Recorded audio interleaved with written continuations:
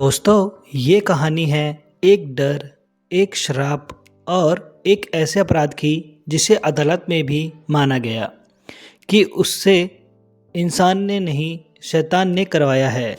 आज हम समझेंगे द कंजूरिंग 3 की पूरी सत्य घटना। तो कहानी शुरू होती है छोटे लड़के डेविड से। उसके घर में रातों को कदमों की आवाज़ आती थी। एक साया दिखता था। दरवाजे अपने आप खुल जाते थे। डेविड चीखता है, वो मुझे लेने आया है। परिवार घबरा कर बुलाते हैं एड वॉरेन और लॉरेन को, जो देवी और दानवी शक्तियों की जांच करते हैं। डेविड के शरीर में दानव आ चुका है। एक कठोर झाड़ू फूंक की रस्म शुरू होती है। पूरी दीवारें कांप जाती हैं। लड़का उल्टा लटक जाता है। आवाज़ बदलकर भयंकर हो जाती है। इसी दौरान डेविड की बहन के प्रेमी आर्नी जॉनसन चिल्लाता है, इस बच्चे को छोड़ दे। अगर हिम्मत है तो मुझे पकड़। और धन धन धन। दानव अर्नी का शरीर में प्रवेश कर लेता है। कुछ दिनों तक सब सामान्य लगता है, पर धीरे धीरे आर्नी का स्वभाव बदलने लगता है। एक दिन गुस्से में उसका मालिक ब्रूनो पर हमला कर देता है। आंखें काली, स्वर भयंकर। वह ब्रूनो की हत्या कर देता है। पुलिस पकड़ती है और केस चलता है। अदालत में एड वॉरेन कहते हैं, इस हत्या के पीछे दानव है।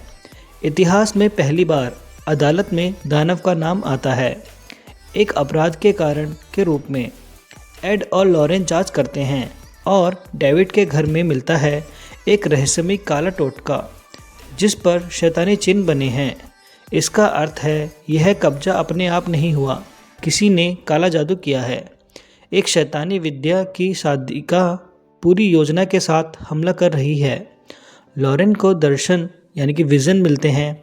दानव 3 बलिदान चाहता है, एक मासूम की, एक प्रेमी की और एक धर्मात्मा की। डेविड मासूम है, आर्नी प्रेमी है। अब निशाने पर है एड वॉरेन। लॉरेन अपनी शक्तियों का उपयोग करती है और एक अंधेरी सुरंग में तक पहुंचती है, जहां छिपा है दानव की पूजा का स्थान, एक गंदी नष्ट प्राय जगह। यही रहती है शैतानी साधिका इसाबेल, जो दानव के साथ सौदा कर चुकी है। उसकी इच्छा दानव की पूर्णी शक्ति और इसके बदले 3 बलिदान पूरे करने होंगे। दानव अब पूरी तरह एड को मारने की कोशिश करता है। एड गुस्से में लॉरेन पर हमला कर बैठता है। लॉरेन रोककर चिल्लाती है, एड हमारे प्यार को याद करो। प्यार की शक्ति दानव की पकड़ को तोड़ देती है। एड नॉर्मल हो जाता है और दानव की मूर्ति तोड़कर चकनाचूर कर देता है। मूर्ति टूटते ही शैतान का समझौता टूट जाता है और उसी पल दानव उसी काली साधिका को घसीटकर नर्क ले जाता है। आर्नी के केस में अदालत यही मानती है कि वह दानवी कब्जा का शरीर था, इसलिए उसे कठोर सज़ा नहीं, सिर्फ 5 साल की सज़ा दी जाती है और वह बाद में रिहा भी हो जाता है। एड और लॉरेन अपने प्रेम को और मजबूत महसूस करते हैं।